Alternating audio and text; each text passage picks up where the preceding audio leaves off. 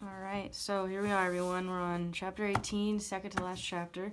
In the last chapter, that was the desperate gamble that Kendra had to put on. She went to the Fairy Queen, didn't turn into Dandelion Fluff, which was good, and asked her for help. The Fairy Queen told her she needed to get blood, milk, and tears. So she already had the tears.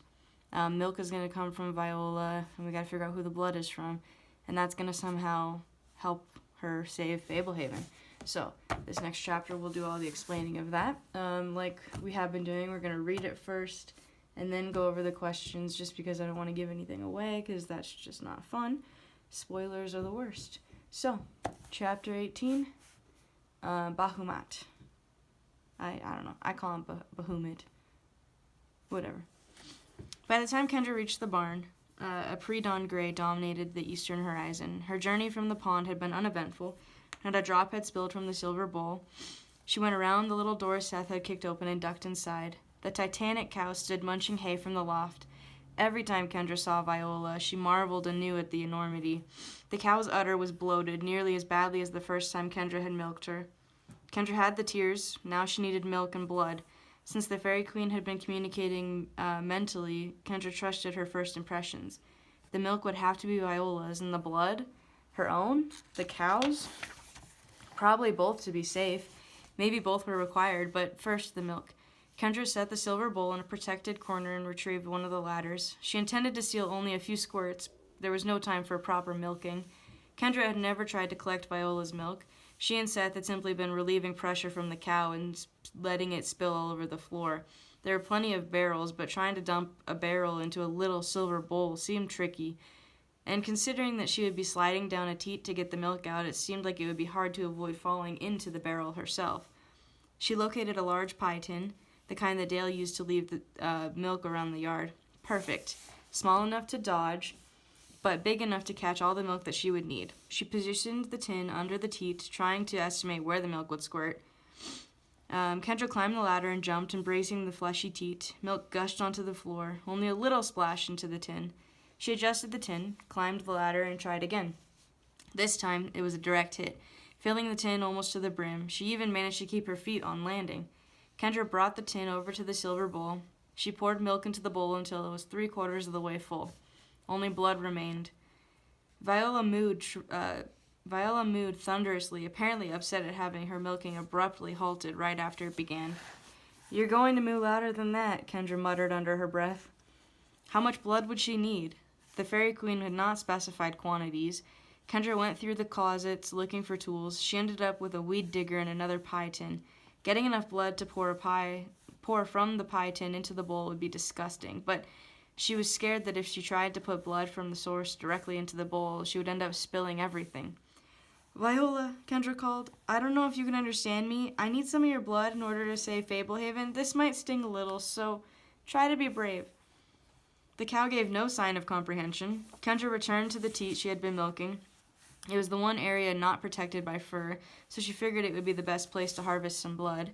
She climbed the ladder only a couple of steps. She wanted to stab the teat low so that it would drip. If she had found a knife, she would have tried to make a cut. The only thing sharp about the weed digger were the points at the end, so she would have to go with a puncture wound. Up close, she contemplated stabbing it. As she contemplated stabbing it, the pink teat looked alien. She needed to stab hard. On an animal this big, the skin would be pretty thick. She told herself that it would just feel like a thorn to an enormous cow. But would she want somebody jabbing a thorn into her? The cow would probably get upset. Kendra raised the weed digger, holding the pie tin in one hand. "Sorry, Viola," she yelled, plunging the weed digger into the spongy flesh. The tool sank almost to the handle, and Viola made a terrified bellow. The huge teat swung into Kendra, slamming her off the ladder. She kept hold of the weed digger, wrenching it free of the wound as she fell.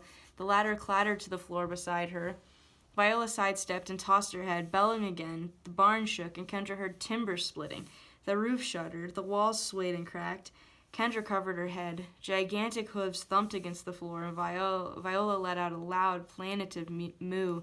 Then the cow settled down. Kendra looked up.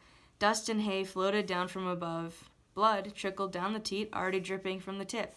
Since Viola had calmed down and the blood was flowing freely, Kendra cast aside the pie tin and retrieved the silver bowl. Standing under the teat, she started catching drops of blood. She had toured a cave with her family once, and the sight reminded her of water dripping from a stalactite. A stalactite. Whatever. Soon, the mixture in the bowl turned from white to pink. The flow of blood slowed, and the lower side and tip of the teat were stained red. Kendra supposed it was enough. She went and sat by the door. Now for her blood. Maybe she should just try the cow blood and see if that worked. No, haste was essential. How would she get the blood out? No way she was using the weed digger unless she could sterilize it. Leaving the bowl, she hunted through the closets again. She noticed a safety pin on a pair of coveralls. She unpinned it and ran back to the bowl. Holding her hand over the bowl, she hesitated. Kendra always hated needles. The idea of being fully aware that something was about to hurt but having to endure it calmly. But today, it was not a day to be squeamish. Gritting her teeth, she stuck her thumb out with the pin and then squeezed 2 drops of blood into the mixture. That would have to do. Kendra looked at the pie tin. She should probably drink some of the milk herself since the new day was beginning. She took a sip, then she realized that her family would need milk as well when she found them. There had to be bottled water in one of the closets. Kendra hurried to the closet, selected a bottle, unscrewed the cap, dumped the contents, and filled it with milk from the pie tin. The bottle barely fit in her pocket. Kendra retrieved the small silver bowl. Swirling the solution a bit, she exited the barn. Pre-dawn colors streaked the horizon. Sunrise was approaching.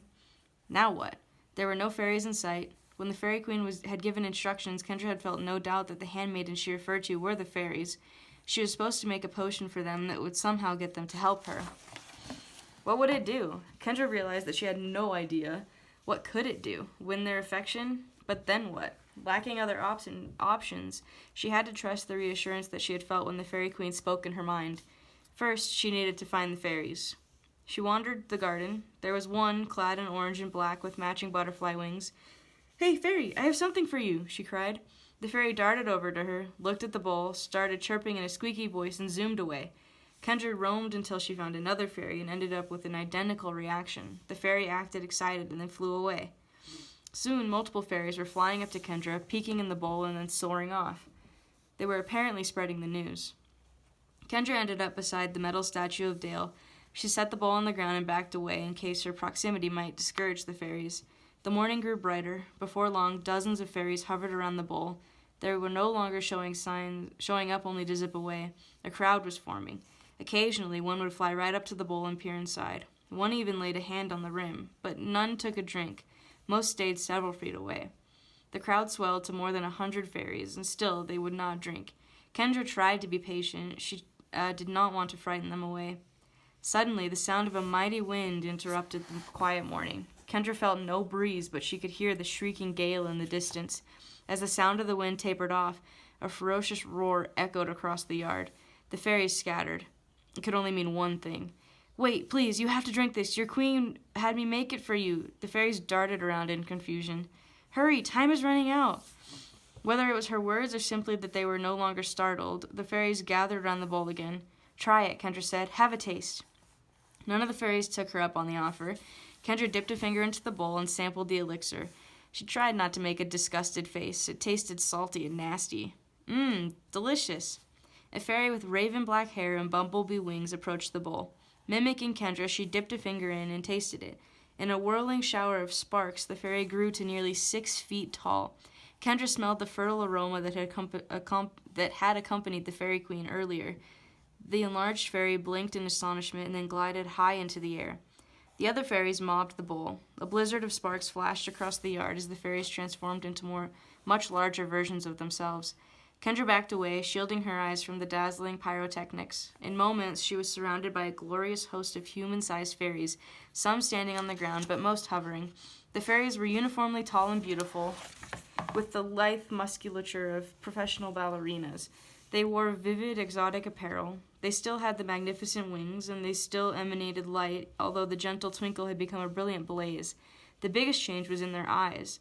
Merry mischief had been replaced with something stern and smoldering. A fairy with lustrous silver wings and short blue hair alighted in front of Kendra. "You have summoned us to war," she announced with a heavy accent. "What is your bidding?" Kendra swallowed. 100 human-sized fairies took up much more space than 100 tiny ones. They used to be so cute. Now they were quite imposing. She would not want to be the enemy of these proud seraphim. Can you restore Dale? Kendra asked. A pair of fairies crouched over Dale, placed their hands on him, and helped him to his feet. He regarded Kendra with a befuddled wonder, patting himself as if surprised he was intact. What's going on? He asked. Where's Stan? The fairies healed you, Kendra said. Grandpa and the others are still in trouble, but I think these fairies will help us. Kendra returned her gaze to the stunning silver fairy.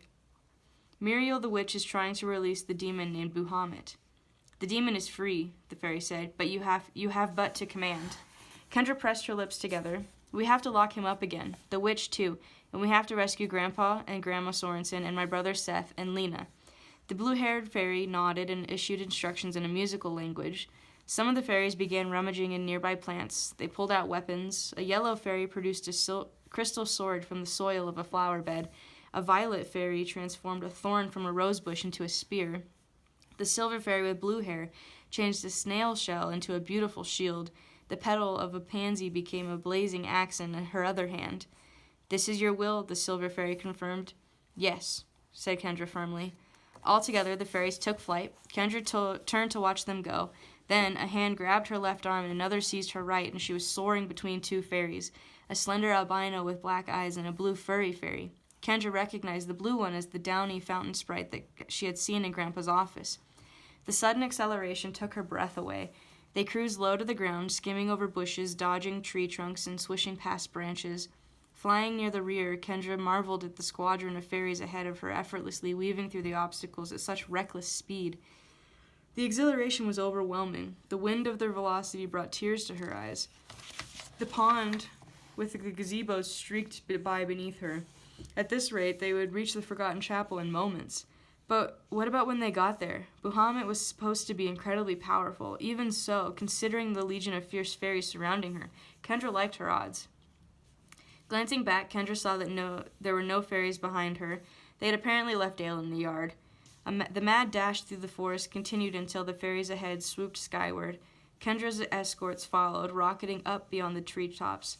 Then the sudden ascent left her mouth dry and her stomach tingling. And then she was no longer moving. Kendra and her escorts hovered above the treetops, watching the others plunge toward the Forgotten Chapel. Kendra tried to recover from the thrill of flying and digest what was happening below. 4 winged creatures were rising to meet the fairies. The huge gargoyles were at least 10 feet tall with razor claws and horns like rams. A few fairies broke off from the main group to intercept them.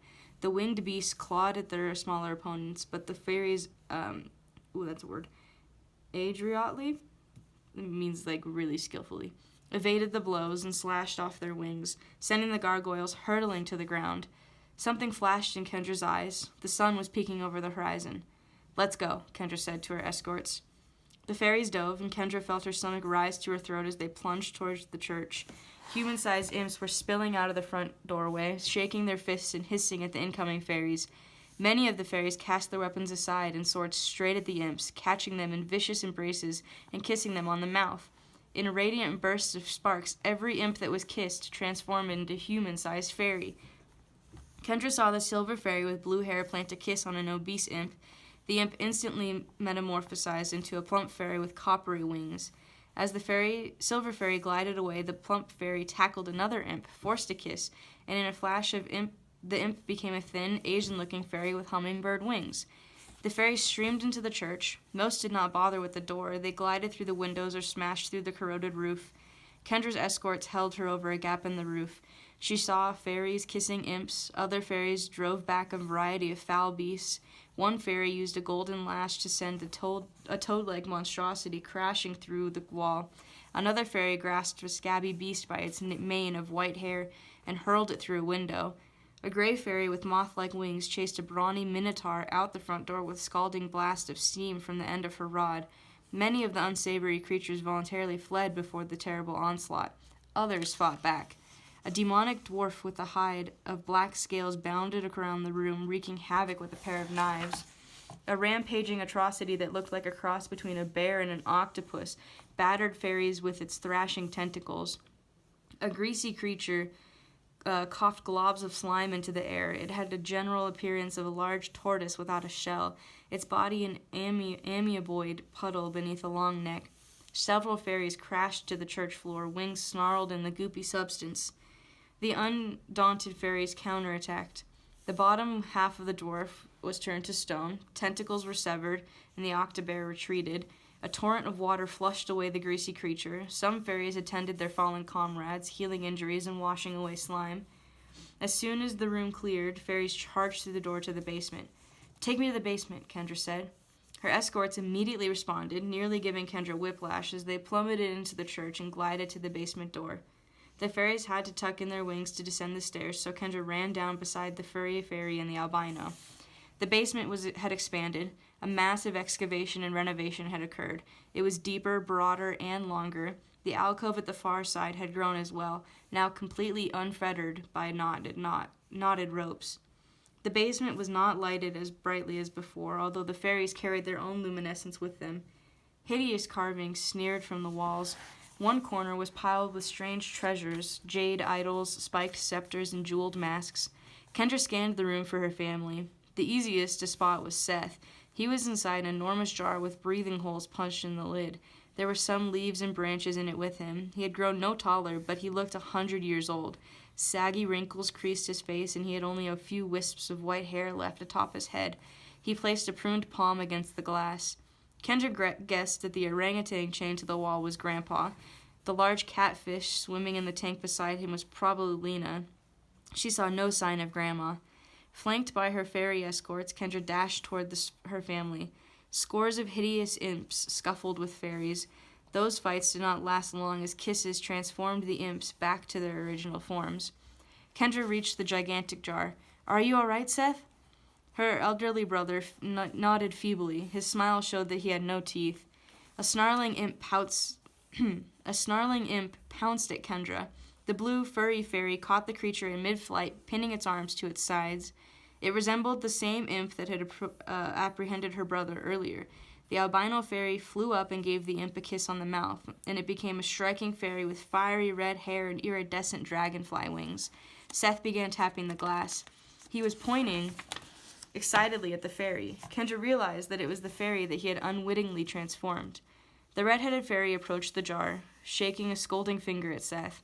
"I'm sorry," Seth mouthed from inside his container. He clasped his hands and made pleading motions. The fairy regarded him through narrowed eyes.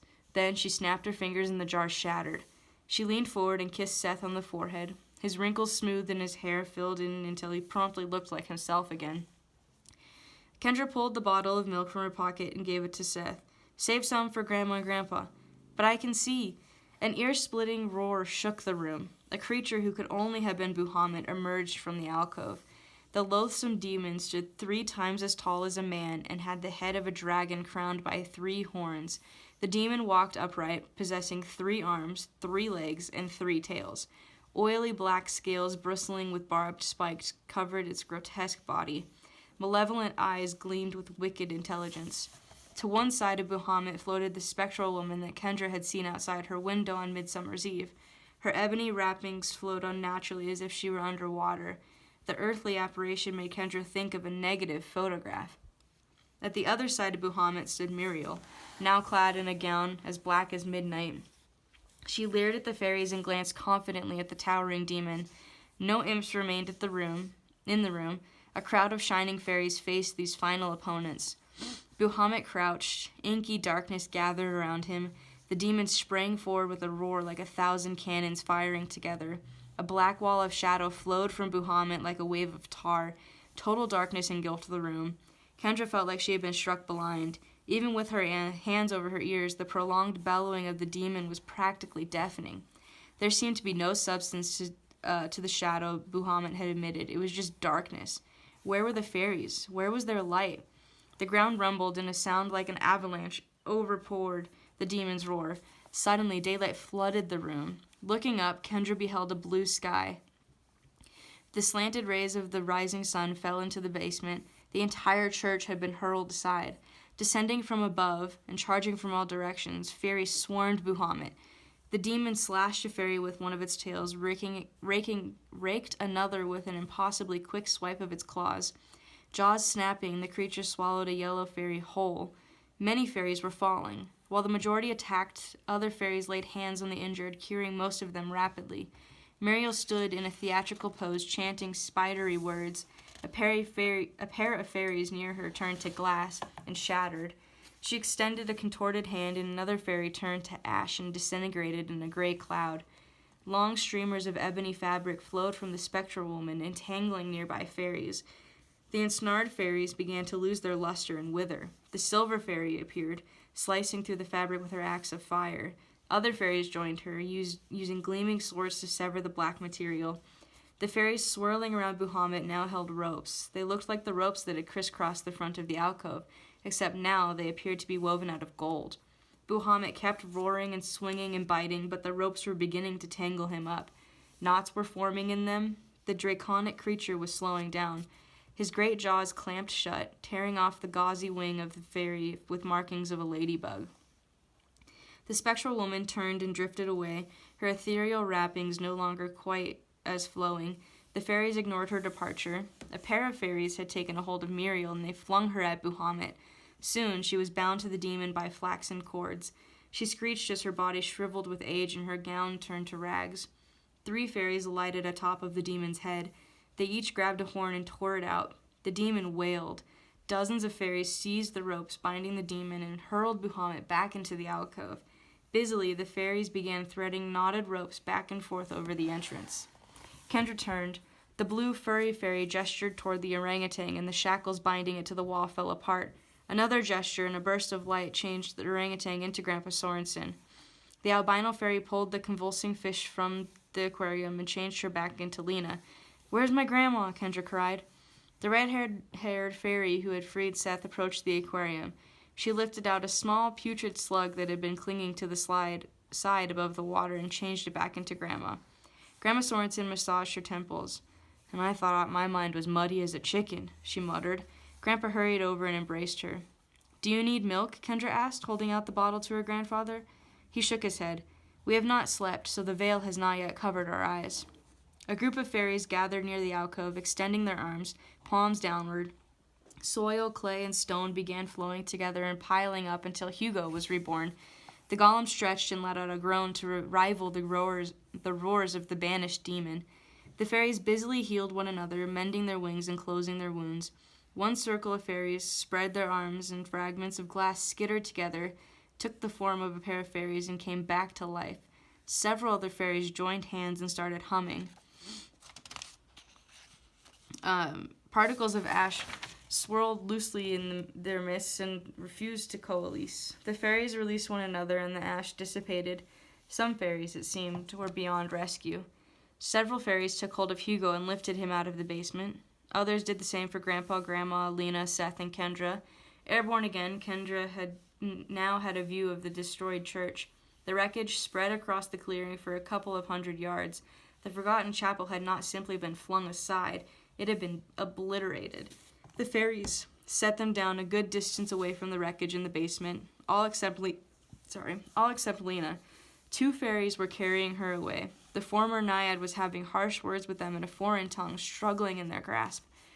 Kendra touched Grandpa Sorensen's arm and nodded toward the commotion. "Nothing to be done about it," he sighed, as the fairies hauled Lena away. He had an arm around Grandma, holding her close. "Hey!" Kendra shouted. "Bring Lena back here!" The fairies holding Lena paid her no heed, passing out of sight into the woods. The remainder of the fairies assembled above the basement, floating an enormous ring. They had more than tripled their numbers with all the imps that they had reclaimed. Kendra had seen many fairies fall during the battle, but most had been revived and healed by the magic of their comrades. The radiant fairies raised their arms together and started singing. The music sounded impromptu, full of hundreds of interweaving melodies with almost no harmonies. As they sang, the ground in the clearing began to undulate. The wreckage from the church slid across the field, clattering into the open basement. The ground began to quake. The walls of the basement crumbled. The surrounding area folded in and swallowed it up. The field heaved like a stormy sea. As the undulation subsided, the basement had been replaced by a low hill. The fairy choirs became more shrill. Wildflowers and fruit trees began sprouting throughout the clearing and on the hill, coming to a full bloom in a matter of seconds. Flowers blossomed all over Hugo, who offered no reaction. When the singing finally ceased, a cherry hill, covered by a fragment array of brilliant blossoms and mature fruit trees, had replaced the forgotten chapel. "They made Hugo look all fruity," Seth complained. The legion of fairies glided toward them, scooped them up, and carried them on a breakneck flight for home. Kendra relished being part of the mercurial process, overjoyed at the fortunate ending of the terrible night. Seth whooped the whole way as if he were riding the coolest roller coaster in the planet. Finally, the fairies deposited them in the yard, where Dale stood waiting. "Well, now I've seen everything," he said, as Grandpa and Grandma Sorensen were set down beside him. The fairy with short blue hair and silver wings stood before Kendra. "Thank you," Kendra said. "You did wonderfully. We can never repay you." The silver fairy gave a single nod, eyes glittering. As if responding to a signal, the fairies crowded Kendra, each in turn giving her a quick kiss. As each kiss was bestowed, the fairy reverted to her normal size amid dazzling sparks and darted away. The rapid succession of kisses brought overpowering sensations. Again, Kendra smelled the earthy aromas of the fairy queen, rich soil and young blossoms. She tasted honey and fruit and berries, all sweet beyond comparison. She heard the music of rainfall, the cry of the wind, and the roar of the sea. She felt as if the warmth of the sun embraced her, flowing through her. The fairies kissed her eyes, her cheeks, her ears, her brow. When the last of more than 300 fairies kissed her, Kendra stumbled backwards and sat down hard on the ground. She felt no pain. In fact, she was mildly surprised that she did not float away. She felt so light and drowsy. Grandpa and Dale helped Kendra to her feet. "I would wager that this young lady has quite the story to tell," Grandpa said, "and I would also wager that now is not the time. Hugo, attend to your labors." Dale was helping Kendra to the house. She felt euphoric and distant. She was glad that her family was safe, but she felt so inexplicably blissful, and the troubles of the evening seemed so remote that she began to wonder whether they had been a surreal dream. Grandpa was holding hands with Grandma. "I'm sorry it took so long to get you back," he said softly. "I can guess at the reasons," she said. "We need to talk about you eating my eggs." "They weren't your eggs," Grandpa protested. "They were the eggs the hen of the hen that your mind was inhabiting. I'm glad you can be so detached. There may still be a couple in the fridge." Kendra stumbled on her way up the porch steps. Grandpa and Dale helped her onto the porch and into the house. The furniture was back. Nearly all of it had been restored with some alterations. A couch had been reconstructed as a chair. Some lampshades were all made of different material. Jewels had been added to a picture frame. Could the brownies have worked so fast? Her eyes were drooping, and Grandpa was holding Grandma's hand, whispering something in her ear. Seth was chattering, but the words made no sense. Dale held her shoulders, guiding her. They were almost to the stairs, but she could not keep her eyes open. She could feel herself falling, and hands catching her, and then consciousness fled. That's the end of that chapter. We're going to read chapter 19 next. Farewell to Fablehaven. But first, let's go ahead and look at chapter 18 questions. There's not really an activity on this one, just some questions to go with it. So, chapter 18 questions. Number 1, how did Kendra convince the fairies to drink the elixir? What happened to fairies when they did drink the elixir? Number 3, what did Kendra command the fairies to do? Number 4, what did the fairies do to the imps? Number 5, what did the demon Bahamut look like? Number 6, what happened to Lena? Number 7, what happened to the Forgotten Chapel once the fairies and Kendra defeated Bahamut? Number 8, in your own words, how were Kendra and the fairies able to defeat Muriel and Bahamut? And number 9, why do you think that the fairies, who are usually so self-centered, were willing to help out the Sorensens in this case? So, there is chapter 18, and next time we're going to read the final chapter, chapter 19. Have a good day.